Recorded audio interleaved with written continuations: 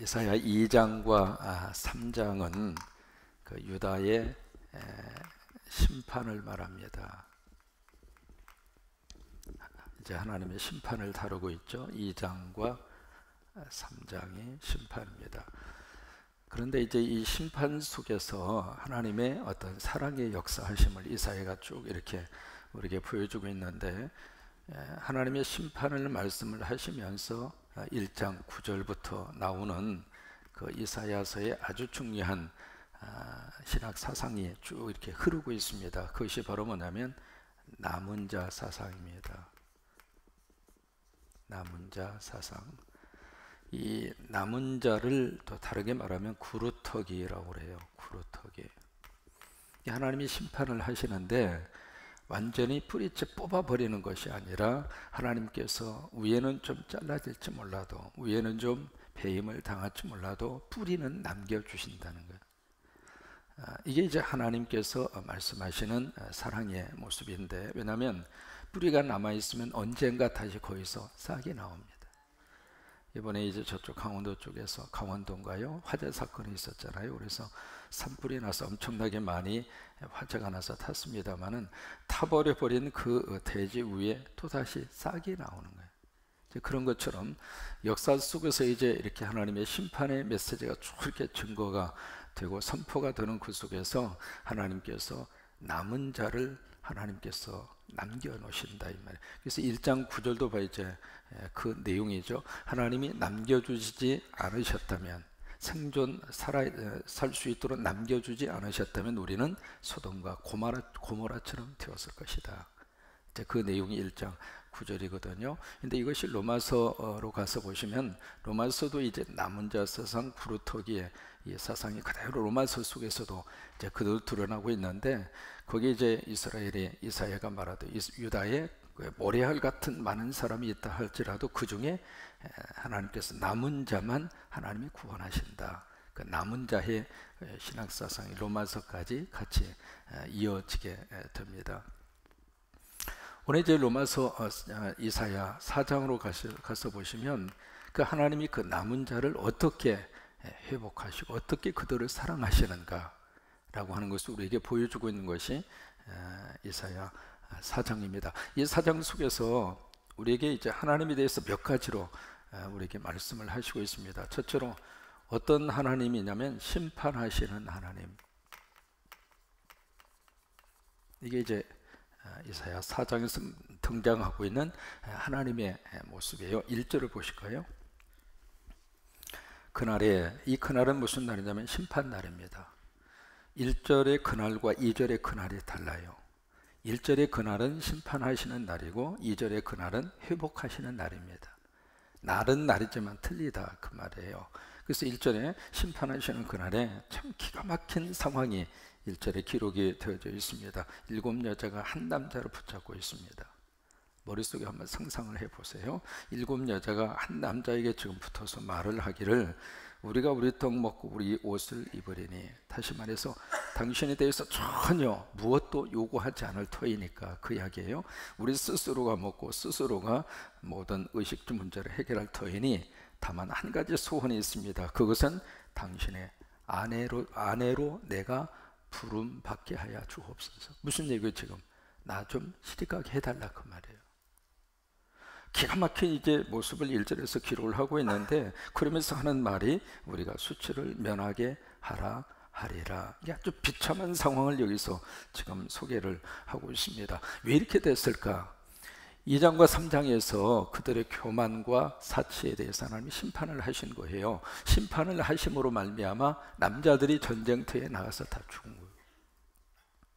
여러분, 전쟁이 일어나면은 남자들이 거의 다 죽을 확률이 여자보다도 남자가 더 많잖아요. 전쟁터에 많이 나가기 때문에. 그러다 보니까 남자들이 없는 거예요.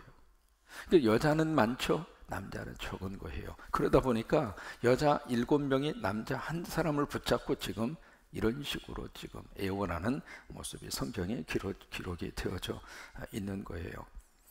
참 여기서 우리가 뭘 발견할 수 있는가? 하나님은 이 교만과 사치에 대해서 심판하신다고. 우리가 이것을 놓치면 안 됩니다. 하나님은 우리를 사랑하시고 우리를 이렇게 보호하시고 용서하시고 좋아요. 그러나 그것만 생각하시면 안 돼요. 하나님에게는 뭐가 있는가? 심판하시는 거예요. 이것을 만약에 우리가 놓치고 살면 하나님에 대해서 많이 오해를 합니다. 여러분, 사랑하시는 부모는 자식이 어느 길을 가든지 내버려 두는 부모는 사랑하는 게 아닙니다. 자식이 잘못된 길로 갈 때 부모 마음이 아파도 그 자식에게 어떻게 해야 돼요? 매를 드는 부모가 진짜 사랑하는 부모. 남의 자식은요, 어느 길로 가든지 내버려 둡니다. 왜? 내 자식 아니니까. 근데 내 자식에 대해서는 부모가 가만두지를 않는 거예요. 여러분, 그래요, 안 그래요? 그렇잖아요. 하나님도 똑같아요. 하나님은 우리를 사랑하셔요. 하나님은 우리를 친자식으로 여기셔요. 그냥 사생아가 아닙니다. 내버려 두는 그런 자식이 아니고 하나님은 우리를 끔찍이 사랑하셔요. 믿으시면 아멘.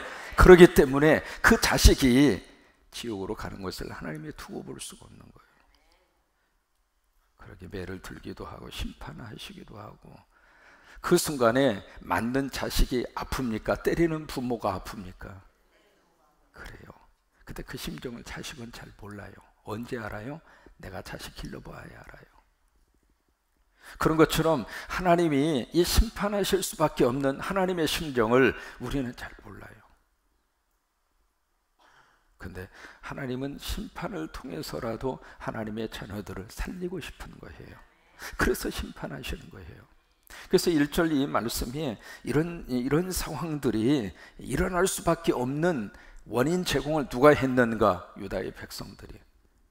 두 가지 심판받을 수밖에 없는 그들의 두 가지 죄는 교만과 사치라고 하는 두 가지 죄 때문에 하나님이 그렇게 하신 거예요.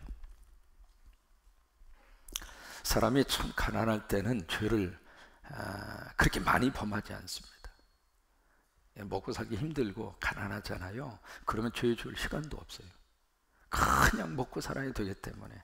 그래서 어떤 의미에서 가난하게 살고 힘들게 사는 사람은 그렇게 거창한 죄를 머릿속에 생각도 안 하고 죄 지을 능력도 없어요. 그런데 이 사람이 어느 정도 권력을 가지고 있고 어느 정도 부를 축적하는 순간, 그때부터 사람은 죄를 지을 가능성이 그만큼 커지는 거예요.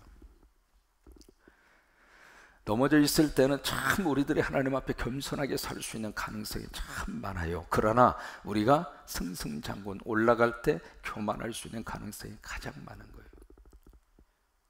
그래서 하나님 말씀하시잖아요. 선조로 생각하느냐? 넘어질까? 조심하라. 그래서 우리가 이사야 4장에서 우리가 심판하시는 하나님을 우리가 만날 수 있습니다. 그 다음에 두 번째로 이사야 4장에서 어떤 하나님을 우리가 만나게 들었냐면 회복하시는 하나님. 심판만 하시는 하나님이라면 그 앞에서 견딜 수 있는 사람이 아무도 없어요. 근데 그 다음에 보시면 하나님이 회복하세요. 참 이게 하나님의 은혜입니다. 이것이 바로 하나님의 너무 귀한 사랑의 축복이고요. 2절에 보시면 그날에, 이 그날이 바로 회복하시는 날입니다. 2절에 그날에 뭐가 지금 딱 등장하느냐면 여호와의 싹이 등장합니다. 여호와의 싹. 여호와의 싹이라고 하는 말은 여호와의 싹 또는 가지, 영어로 브랜치. 옛날 번역에서는 순이라고 하는 말을 씁니다. 순. 근데 여기 여호와의 싹이나 가지나 순이나, 지금 이것은 무엇을 우리에게 의미를 하고 있느냐면, 지금 구약에서 지금 뭘 의미하고 있을 것 같아요? 이 땅에 오시는 누구? 메시아입니다. 다시 말해 예수 그리스도. 예수 그리스도의 약자로 JX라고 그러거든요. 예수 그리스도. 그러니까 여기 2절에 보시면 그날에 이 역사 속에 누가 등장하느냐면 예수님이 오신다 이 말이에요. 근데 그 예수님이 아름답고 영화로울 것이고 그 땅에 솟아난 이스라엘의 피난한 자를 위하여 영화롭게 아름다울 것이며, 그 다음에 3절에 시온에 남아있는 자, 예루살렘에 머물러 있는 자, 이것이 바로 남은 자들이에요. 여기 시온과 예루살렘은 무엇을 의미하고 있느냐면 여호와의 집이에요. 여호와의 집이 바로 성전이잖아요. 바로 하나님의 교회잖아요. 바로 거기에 남아있는 자, 바로 그들이 모든 사람은 거룩하다 칭함을 얻으리라. 이 거룩하다 칭함을 얻으리라, 이것이 생명책에 그 이름을 기록하리라 그 말. 그러니까 남아서 하나님의 집에 있는 하나님의 남은 자들을 하나님이 어디에다 기록하는가? 생명책에 기록하리라. 여러분, 어떤 일이 있어도 우리 이름이 생명책에 기록이 되어야 천국 백성이에요.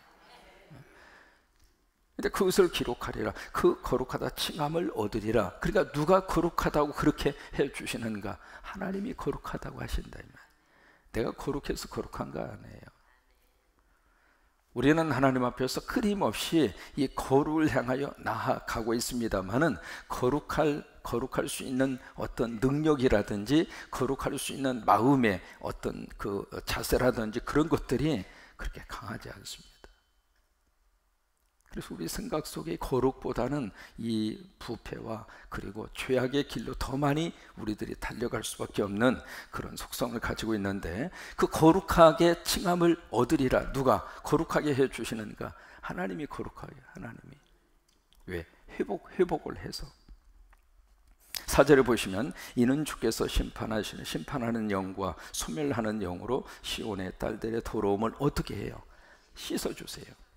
씻어주시고 예루살렘의 피를 그 중에서 청결하게 하실 때가 됨이라. 그러니까 그들의 더러움, 그리고 그들의 그 피, 여기 피는 바로 가난한 자를 착취하는 것을 지금 피라고 표현을 하고 있거든요. 그들의 죄를 여기에 하나님께서 다 씻어주시고 청결하게 하시고, 우리가 교회 와서 받는 은혜 중에 큰 은혜가 바로 이 은혜입니다. 예수 믿으면 성령님이 우리의 죄를 다 씻어주셔요. 그것이 바로 세례입니다. 우리가 세례를 받는다, 그 이야기는 주님의 거룩한 은혜 속에 푹 담겨져서, 그래서 어느 때는 약식 세례보다도 침례처럼 물속에 한번 푹 담갔다가 일어나는 것도 좋아요.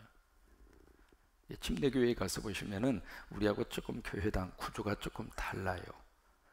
미국에 침례를 하는 교회에 가서 보면 이렇게 강단이 꾸며져 있고, 강단 바로 뒤에다가 거기에 침례통을 쭉 이렇게 만들어 놨어요.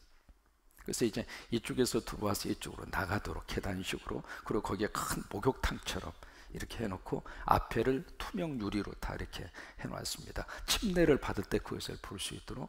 그래서 이제 침례 받는 사람하고 침례를 베풀어주는 목회자하고 둘이 들어가서 거기 물을 받아놓고 물에다가 푹 담그는 거예요. 담그는데 만약에 이 사람이 덜 죽었다 싶으면 오래 담가놓고 있는 거예요. 그러면 그 사람 막 살려달라고 막 발버둥 쳐. 그러면 이제는 죽겠다 싶으면 다시 꺼내는 거예요. 약식 세례하고 침례하고 조금 그런 면에 있어서 조금 다른 감정을 느낄 수 있는 가능성이 있습니다만은, 그래서 우리 세례라고 하는 것은 내가 죽는 시간이거든요. 뭐에 대해서 우리가 죽는가? 죄와 허물에 대해서 죽는 거예요. 그래서 씻어주시고 청결하게 하시고, 그래서 예배 드리면서 성령의 거룩한 역사가 우리 안에 들어와서 나의 더러움이 깨끗이 씻어주고, 나의 더러움이 성령의 거룩한 역사로 깨끗이 씻음을 받고, 나의 죄를 씻기는 예수의 피밖에 없네. 다시 정케 하기는 예수의 피밖에 없네. 예수의 흘린 피 날리게 하오니 누이하고 귀하다. 예수의 피밖에 없네. 회복하시는 하나님. 여러분 예배 드릴 때마다 하나님이 우리 안에 오셔서 다 회복해 주셨습니다. 우리의 생각도 회복시켜 주시고, 우리의 가정도 회복시켜 주시고, 우리 자녀들도 회복시켜 주시고, 늘 새벽기도한 와소리 쌓는 가해 우리 수정이 하나님이 늘 회복시켜 주시기를 바라고, 하루 이틀도 아니고 엄마 아빠 옆에서 사실은 참 고맙고 감사하면서도 아유 우리 애들 얼마나 힘들까 그 생각이. 안 나오면 밥을 안 주니까 안 나올 수는 없지만 하루 이틀도 아니고 쉬운 일이 아니잖아요.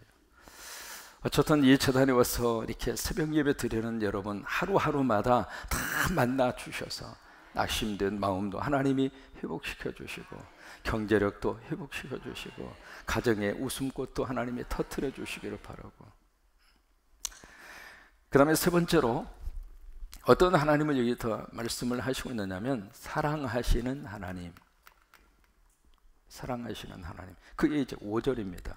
5절에 여호와께서 거하시는 온 시온산과 모든 지표 위에 낮이면 구름과 연기에 밤이면 화염의 빛을 만드시고 그 모든 영광 위에 덮개를 두시며 6절 또 초막에서 낮에는 더위를 피하는 그늘을 지으며 또 풍우를 피하여 숨는 곳이 되리라.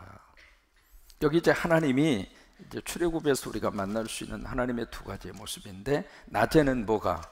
구름 기둥으로, 밤에는 불 기둥으로. 그러니까 왜 낮에는 구름 기둥으로 임해 오실까? 낮에는 하도 더우니까. 사막이 보통 뭐 40도, 50도 올라가잖아요. 더우니까 그늘로 시원하게 해주시는 거고. 밤에는 왜 불로 임해 오실까? 밤에는 추워요. 추우니까 불로 임해 오시는 거예요. 그러니까 이것이 하나님의 사랑의 모습이에요.